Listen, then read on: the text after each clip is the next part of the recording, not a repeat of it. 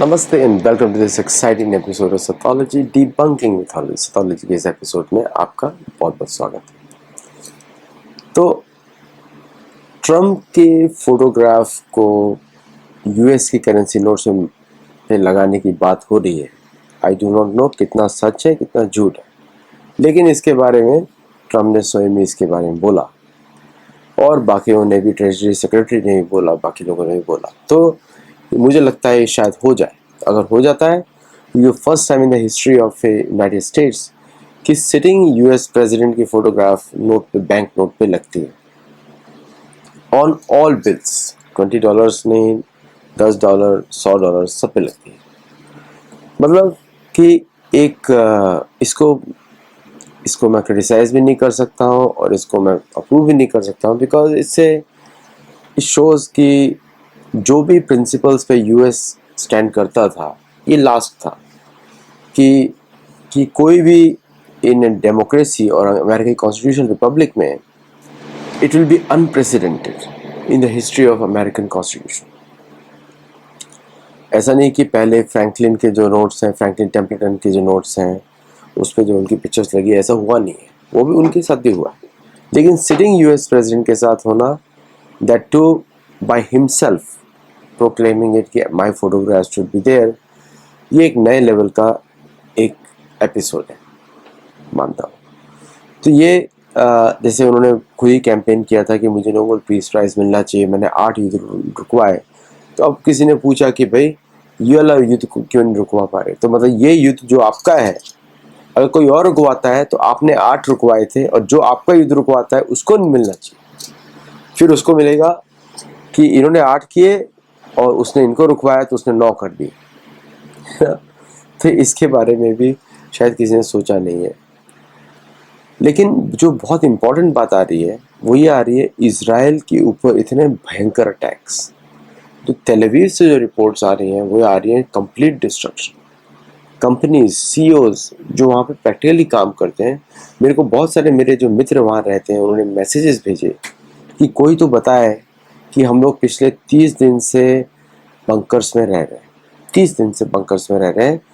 जो इजराइल के अटैक करने से के पहले 28 फरवरी को डिसाइड किया उन्होंने, 1 मार्च को अटैक किया, आज 26 हो गई है, 27 हो गई है कुछ जगहों पे, अब तक वो अटैक्स चल रहे हैं।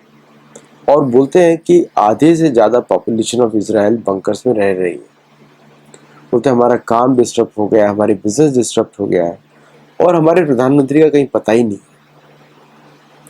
पिछले 15 दिनों में अभी जो लेटेस्ट वीडियो भी आया था नेतन्याहू का, वो भी एआई जनरेटेड है। और जो इजराइल का जो प्राइम मिनिस्टर का प्लेन है जर्मनी में खड़ा हुआ है पिछले 3 हफ्ते से।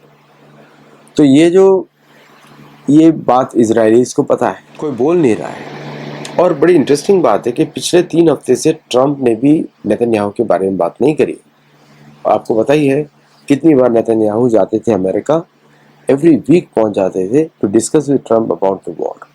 वो भी नहीं हुआ है। और इजरायली सेना is running short on fighting on 2 fronts. Lebanon से हिजबुल्ला, और उनका जो अटैक चल रहा है कंसिस्टेंटली 15,000 अगेंस्ट ईरान, 15,000 सोल्जर्स उनको और चाहिए रोटेशन करने के लिए। और जितने भी वहाँ पे जो यूथ थे, जो मिलिट्री ट्रेंड यूथ थे, वो वापस अपने देशों में चले गए, क्योंकि इजराइल में मोस्ट ऑफ द पॉपुलेशन के पास ड्यूअल सिटीजनशिप रहती है। मोस्ट, नॉट ऑल, मोस्ट का मेरा मतलब है अबव 51%, तो उसमें मेजोरिटी हो जाती है। अबव 51% वो कंजर्वेटिव एस्टिमेट है। 51%, 50 से ज़्यादा प्रतिशत लोगों के पास ड्यूअल सिटीजनशिप होती है, चाहे वो अमेरिका की हो, चाहे यूरोप की हो, चाहे रशिया की हो, चाहे इवन ईरान की हो। ईरानी जूस भी होते हैं, मतलब किसी भी देश के जूस होंगे, एक ड्यूअल सिटीजनशिप होती है, एक्सेप्ट इंडिया। तो यूरोपियन देश जनरली अलाउ करते हैं ड्यूअल सिटीजनशिप। तो वो सब लोग वापस चले गए, they don't want to be consumed in this war. और मोस्ट ऑफ द वॉर जो है मिसाइल्स के थ्रू है, और प्रिसीजन स्ट्राइक्स ईरान की कितनी एक्यूरेट है। अब दिखता है कि आज इस समय जो हम बात कर रहे हैं, 5-6 घंटे पहले की रिपोर्ट्स हैं कि पूरा तेल अवीव और most parts of Israel were in dark. There is nobody walking over there. इसके बारे में कोई ज़्यादा रिपोर्ट्स नहीं आ रही है, उसको सेंसर किया गया है। Any images are not suppose to be leaked out from Israel. लेकिन ये वहाँ का लोकल कंडीशन है। यहाँ पे जो कम्युनिकेट किया जा रहा है, मेरे मित्र हैं, बड़े क्लोज मित्र हैं, वो बता रहे हैं कि उनके रिलेटिव्स के पास बिजली नहीं है for at least 2 days in Israel, वो ऐसा बोल रहे हैं। और यहाँ तक कि ईरान के जो अटैक्स हैं, सैचुरेशन अटैक्स हैं, पावर प्लांट्स पे हैं, उनके टूरिस्ट रिजॉर्ट्स पे हैं, उनके एयर बेसिस पर हैं, हर जगह उनके अटैक्स हो रहे हैं। और ऐसा नहीं कि बहुत सारी मिसाइल्स दागी जा रही हैं, लेकिन लेस मिसाइल्स, एक्यूरेसी और क्लस्टर मिसाइल्स। उसको मैं क्लस्टर एम्यूनिशन नहीं बोल रहा हूँ पर्पसली, क्योंकि क्लस्टर एम्यूनिशन हम बोलते हैं किसी रॉकेट प्रोजेक्टाइल जो गन से फायर किया गया हो और उसके अंदर बहुत सारा आपने जो शार्पनर से को डाला हुआ हो। We are very painful. वो किसी भी व्यक्ति को जिंदा मार देता है, इसलिए वियना कन्वेंशन में उसको बैन किया गया है। But these are cluster missiles. एक मिसाइल में 12 मिसाइल्स होती हैं और कोई भी आयरन डोम, आयरन बीम इसको रोक नहीं रहा है। इनफैक्ट उनको बंद कर दिया जाता है उस समय, because these are heat seekers. जहाँ से भी हीट उनको दिखती है वहाँ पे पहुँच जाती है। सो ये एक लोकल इनोवेशन उन्होंने किया था। जैसे उन्होंने जो इजरायली प्लेन से या अमेरिकन प्लेन से उनको हीट सीकिंग मिसाइल से मार रहे हैं, तो so that they can infrared seeking missile से मार रहे हैं, सो दैट वो कोई उसके रडार क्रॉस सेक्शन में आती नहीं। Unless the missile is advanced, वो पकड़ लेता है तुरंत। F-35 कोई भी अमेरिकन प्लेन पकड़ लेता है। अगर वो डम मिसाइल है, जस्ट पैसिव है, हीट सीकर है, उसको आप पकड़ नहीं सकता प्लेन। तो I think this will be in the new modification made in all the planes in future. ये और सबको बहुत कुछ सिखा रहा है, जैसे कि किस तरह एक non space asset, non GPS environment में आप दुश्मन को कैसे मारते हैं, ये सिखा रहा है। भारतीय नेवीज, भारतीय आर्मीज और ऑल्सो भारतीय सेनाएं सब सीख रही हैं इससे। मैं भी सीख रहा हूँ, देख रहा हूँ कि क्या क्या मिसाइल्स का यूज़ किया जा रहा है। मेरे लिए ईरानी मिसाइल्स का नाम लेना बड़ा मुश्किल हो जाता है। बहुत शहर जैसे उन लोगों के लिए मुश्किल होगा। भारतीय मिसाइल से सिंगल सिलेबल होती है, डबल सिलेबल होती है, पृथ्वी, अग्नि। लेकिन उनकी मिसाइल्स का नाम उन्होंने काफ़ी ज़ोरोस्ट्रियन नाम रखे हैं, जो कि पुरानी संस्कृत से ही डिराइव्ड होते हैं। तो बट एनीवे, तो उनकी जो मिसाइल्स हैं, ये जो ईरानी मिसाइल्स हैं, they are able to penetrate all defences of Israel. There is no air defence of Israel which is working right now. और उनके जो मिसाइल्स चल रहे हैं वो चल रहे हैं छोटे रॉकेट्स की तरह। लेबनान से हिजबुल्लाह फायर कर रहा है ऑलमोस्ट 80 रॉकेट्स एन आवर। और लेबनान ने अपने ग्राउंड ट्रूप्स को भी मूव किया है, because the Israelis are tired of fighting. डर मतलब इतना लंबा युद्ध कौन झेलता है? कॉन्स्टेंटली आप युद्ध में ही रहेंगे, कौन झेलता? तो very dicey situation for Israel's existence. इस समय इजराइल के एग्जिस्टेंस के लिए डाइसी सिचुएशन उस पूरे एरिया। तो ऐसा लग रहा है कि इजराइल के पास कोई और ऑप्शन बचा नहीं है इस युद्ध को जल्दी खत्म करने का। अब समझ सकते हैं मैं किसी और की इशारा कर रहा हूँ कि कोई फॉल्स फ्लैग ऑपरेशन और इस युद्ध को खत्म किया जाए। सिर्फ असुरी इसके बारे में सोच सकते हैं, लेकिन उनके पास कोई ऑप्शन नहीं है। ऑप्शन उनके बहुत सारे हो सकते हैं। अगर हम लोग धर्म की दृष्टि से देखें तो बहुत सारे ऑप्शन हो सकते हैं, लेकिन अगर हम असुरवाद से देखें तो कोई ऑप्शन नहीं बचेंगे। निराशा है एकदम। अच्छा, ऑर्थोडॉक्स ज्यूज जो होते हैं, रिलीजियस ज्यूज होते हैं, बड़े खतरनाक होते हैं। ऐसा नहीं कि मेरा हमसे उनसे कुछ, they are friendly to us. Okay, हमारे लिए तो, क्योंकि उनका सर्वाइवल का सवाल है इसलिए हमारे से फ्रेंडली है। अगर नहीं होता तो हमारे ऊपर भी हावी पड़ते। तो ऑर्थोडॉक्स ज्यूज जो हैं, जो पूरी दुनिया को एक तरीके से इजराइल की बैकबोन है और इजराइल का राइट विंग है। भारत में राइट विंग नहीं होता, बिलीव मी। आप मीडिया बताता है राइट विंग, मगर होता नहीं। भारत में तो एक अधार्मिक विंग है और एक धार्मिक विंग है, बस इतने 2 विंग है। भारत में राइट विंग लेफ्ट विंग नहीं है। मतलब राइट विंग होता है प्रो मोनार्क, धर्म में तो प्रो धर्म है। प्रो धर्म कहाँ से राइट विंग हो गया? प्रो वेद, वो कहाँ से राइट विंग हो गया? प्रो तो राइट विंग में क्या होता है, प्रो मोनार्क, लेफ्ट विंग होता है एंटी मोनार्क। तो इजराइल का जो राइट विंग लेफ्ट विंग है, प्रो जो उनका जूइश ऑर्थोडॉक्स ज्यूज बोलते हैं, they don't want to join the war, क्योंकि उनका काम है कि प्रचार करना और लैंड ऑक्यूपाई करना, ये लोग ही सेटलर्स बनते हैं। देखो टू फ्रंट रेंट्स फ्रंट देखो to the front of the army settlers में, और वो जगह जगह पे गोलान हाइट्स या फिर गाजा में या फिर अदर जगह दे एस्टैब्लिश द सेटलमेंट्स। और पीछे से इजरायली सेना आती है जो कॉमनर्स की होती है, जेंटिल होती है, इजरायली जेंटिल्स, इजरायली इजराइलाइट्स, ये दोनों का क्लासिफिकेशन होता है। तो ऑर्थोडॉक्स को वो रिक्रूट नहीं कर सकते क्योंकि that's the basis of Israel.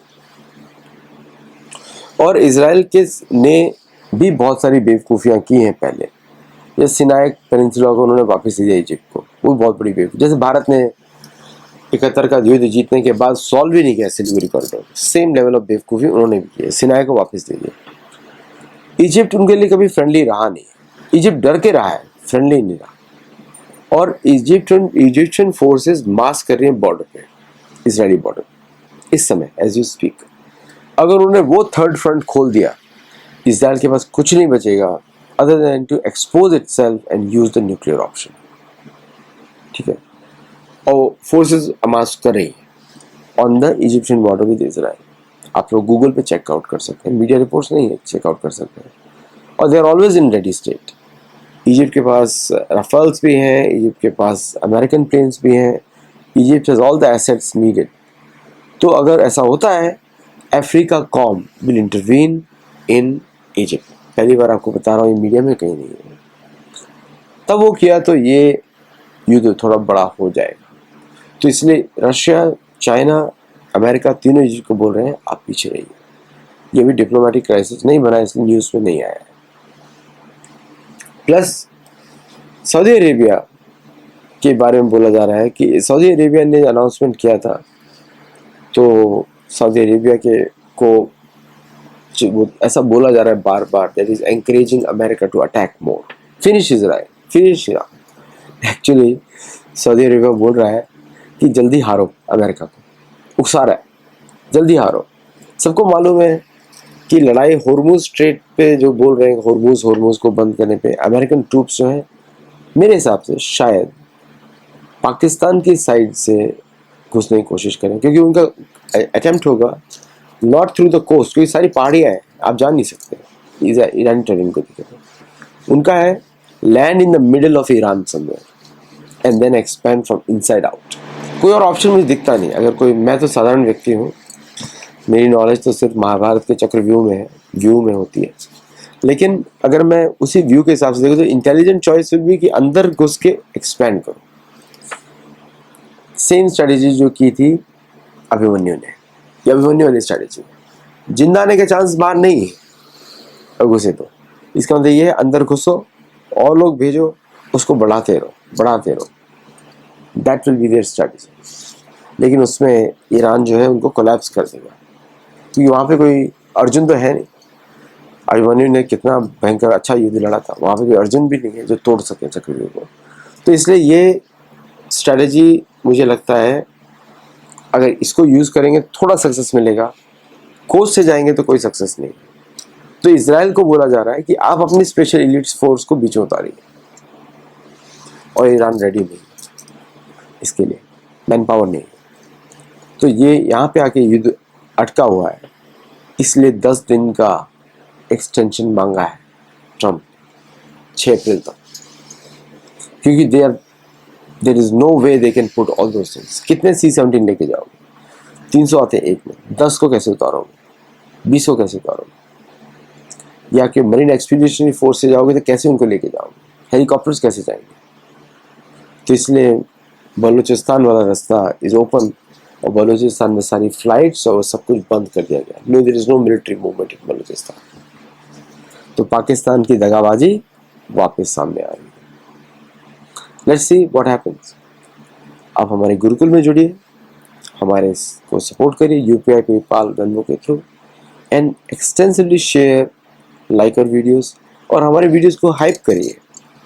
अपनी ऐप के थ्रू, यूट्यूब ऐप के थ्रू कर सकते हैं, ताकि लोगों को हमारे बारे में पता लगे। नमस्ते, जय Jagannath, and I will see you in the next show. Thank you.